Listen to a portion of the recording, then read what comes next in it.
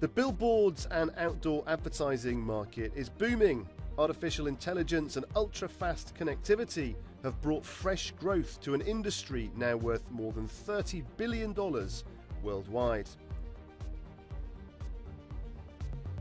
Welcome to The Exchange from our studio here in Doha. Coming up on this episode, we speak to JCDecaux, one of the biggest billboard businesses on the planet.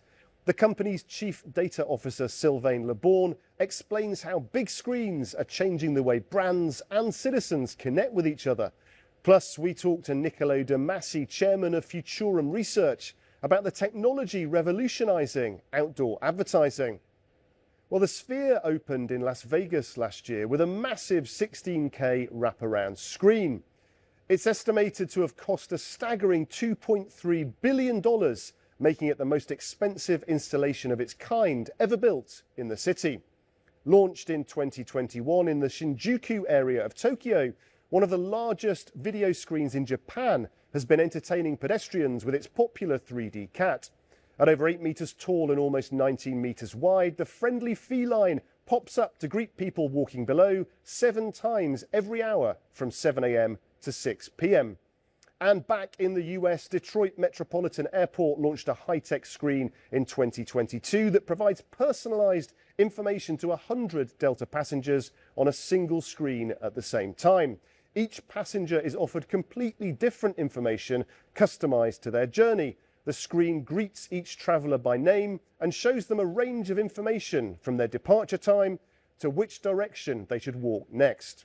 Competing with brands like Clear Channel Outdoor and Lamar Advertising, French family-owned company JCDecaux operates one of the world's largest networks of outdoor advertising displays, reaching an audience of 850 million people. I asked Chief Data Officer Sylvain Leborn how technology and data is transforming the business of advertising in public spaces. So technology is bringing different opportunities to outdoor advertising. On one end, you can see in the execution of the advertising in the public space, you can have much more interactivity, much more brilliant execution of the creative power of the brands we are working with. It has become a really, really engaging, interactive media that is also very, very experiential, because by being in a public space, you can really connect directly with the consumer. The digitization of our media is accelerating, and we are seeing a fantastic growth. We are also making a lot of efforts around data to make sure that we provide the best solution for brands to target, to understand the consumer and their behavior on the public space, and to be able to execute really dynamic campaign, making sure that we take into account the context. But also, the last important stretch we are looking into is how we can provide more services to everyone based on data, making sure that we improve the day-to-day life of as many people as we can. From France to Qatar, earlier this year, the organisers of Doha's spectacular Expo 2023 event invited me along to test how the latest AI-powered touchscreens are helping visitors to customise their experience. 4 million people visited Qatar's Expo between October 2023 and March this year. The huge horticultural event showcased exhibits from 80 countries, stretching across 1.7 million square metres of Doha's Al Bida Park. Thousands of outdoor displays and interactive touchscreens like those here behind me were a major part of this event. Many of these screens have been cleverly crafted with AI to enhance the visitor experience. Fred Nakach, Expo 2023's digital content manager, is the man in charge of this vast network of screens. This really works when you are here and you can either go from one screen to the next, seeing what's next, or you can just have it on your phone and navigate and actually see it before you get there, and also what is on the way to get there, where you can stop, and what else you want to see. So I do believe that this is a tool that future expos are gonna want to, it's a good idea to have it for sure. Like they're gonna want to bet on this. It's not just about wayfinding and maps and like 3D models. It's about AI and obviously all the fun you can have with that. From AI-driven art to interactive adverts, increasingly it seems there are no limits on the role screen time can play in the future of events.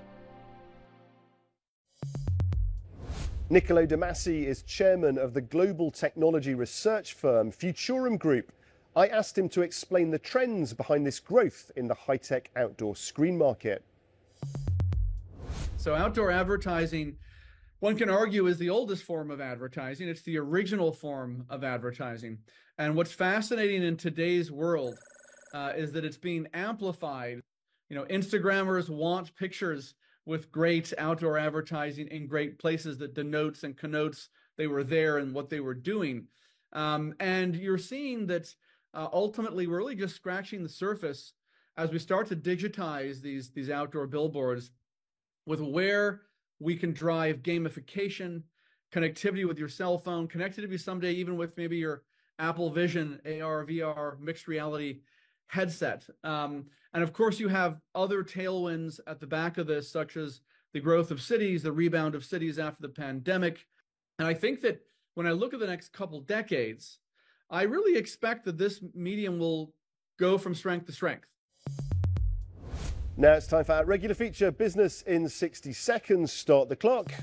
It's time for the world's largest watchmaker to have their annual general meeting. Citizen, the 106-year-old multi-billion-dollar watchmaking group, has a diversified strategy. Investors will be watching to see if their approach of selling products at both ends of the market is a plan that can continue to stand the test of time. Levi Strauss & Company will share a Q2 release for 2024. The group reported an operating loss in the first quarter of the year, attributing the disappointing performance to the closing of its Denizen brand and exiting the Russian market. Bosses are hoping to ensure analysts will be reassured by a new 20-year deal with logistics giant GXO, designed to improve the company's efficiency. And Pets at Home Group plc, the growing UK pet retailer, has its AGM. The group now operates at 450 different locations. The company now also provides a network of in-store vet surgeries and grooming centres. Smartphones have revolutionised what people can do with the very smallest devices. But thanks to AI and big data, the power of the big screen has had a resurgence and is booming too. Well, that's all we have time for on this edition of the show. Thank you for watching. Please do check out euronews.com for all your latest business news. And join us again next time on The Exchange.